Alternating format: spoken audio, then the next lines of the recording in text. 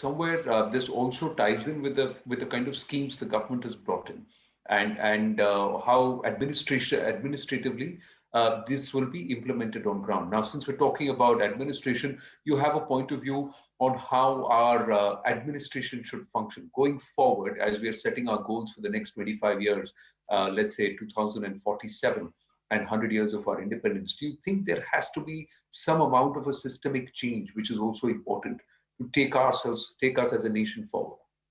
I think there's a third area. Just as Mm, we are working in silos and we're not synergizing, so is the government department not synergizing with public support or community support. It's not collaborating. It's not co-opting. We must co-opt the private sector on the ground. We must co-opt as a solutions provider, because government need mm, not give you all solutions. Solutions are with the community. Why not involve the local industry of a particular village with a particular school for vocational skills, and make the mm, school of evening school for vocational skills? The local industry will get youth, girls and boys, to mm, work as apprentices, as volunteers, as interns, and the government servant, the collector of that area or the SD of the mm, area, connects the private sector with the school. Otherwise, the school cannot go to the industry saying, "Mere saath milke kaam karo." Industry will not be accepted by the government, because the principal will say, "Approval leke do." Who is the connector? Is the public servant. mm, Public servant is not connecting the private resources, private sector with the public sector. They're not connecting. mm, Public servant is a connector. Now the question, mm. Anand, is how will he connect? What will make Correct. him connect is by when he sees these, when he sensitizes, which means every public servant must be on the ground every day, at least for a minimum hour to two every day, which means if he starts his day, rather than starting with an air conditioned office, he starts from home in a car straight to the air conditioned office. No, no. You've been given a car, go to a village, go to a school, go to an industry, go to a dispensary, go to a police station, walk the streets, be with the people, see the problem, go to a dirty drain, go to a dirty pond, go and see. And then you will start linking self-help groups with, and you will start looking at panchayat. You will have solutions, and you will start connecting. The power of influence, power of Mm, collaboration, power of co-option must be used by the public servant. And he cannot sit by an office order. He should be out on the ground, which means he's touring, he's walking, he goes into a municipal park and he sees full of garbage. He sees it full of, that is when he called the municipal commissioner saying, "What's the problem? क्यों काम नहीं किया?" So unless he sees, ये थोड़ी report writing and asking for explanations, "I punish you," that will not solve our problems. So I think the coming year independence, if our prime minister's vision and the national vision has to be fulfilled, and he's been talking about Karam Yogi public servant. Our prime yes. minister has been talking about Karam Yogi public servant, and Karam Yogi cannot be other than somebody who's doing Karam in the field. Karam in the Mm, field, and he's connecting the private sector resources with the public sector, and then play the role of a binder, and then mm, see what government can do, the government scheme can do. So he brings three. He brings private sector, and he brings corporate social responsibility where it's required. Public service being more public field oriented. Start the day. mm. It should be mandated by the government of India. It should be mandated by all state governments. No public servant should start the day from office. You will start your day from the field.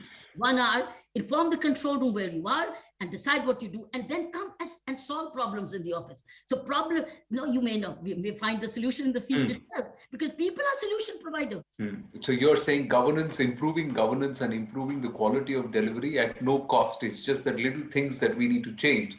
But tell me, you've been through this entire process. You've also in the past broken through the glass ceiling. And then also as the Lieutenant Governor of LG of Puducherry, you also had to deal with all these issues. Where is the problem? Because on the one hand, the bureaucracy is seen to be all powerful, empowered. On the other hand, the bureaucracy says, "Hamare paas kuch powers nahi hai, we are not empowered."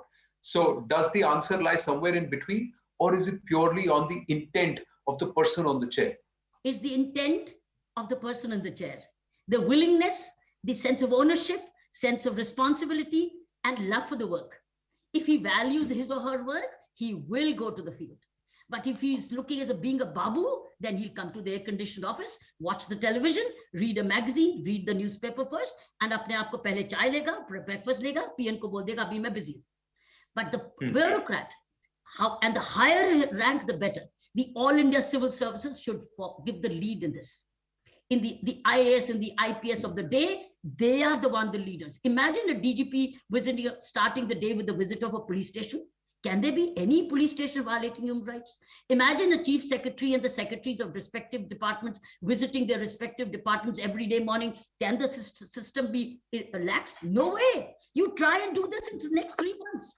You do it in the next 3-6 months and see the impact. It starts with leadership. The leadership will not tell others, tum karo. No.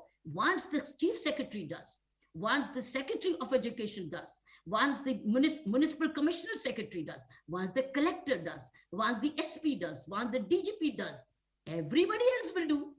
Everybody else will do. Public servants on the ground, with or without political representative, is a stitch in time, and it saves nines of all our DBT money. Direct transfer has saved crores of going down the drain. And you know, it had huge opposition. He had huge opposition for people on the ground with vested interests. They wanted money to be delivered by hand.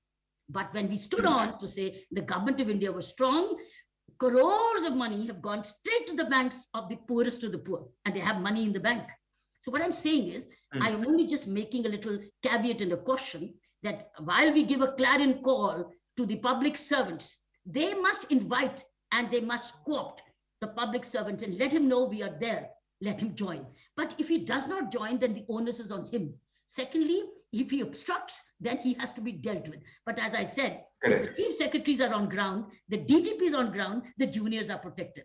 Unfortunately, it's a junior on ground who gets harassed sometimes. But if the CS leads, the DGP leads, the secretaries lead, then everybody, the whole governance will benefit. India will be different with these 3 things without any money investment.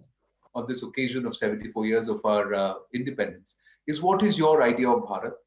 And what would be your message to our viewers? My idea of Bharat is a prosperous Bharat for all. It's equal opportunities for all. And let me tell you, there's a big divide of opportunities.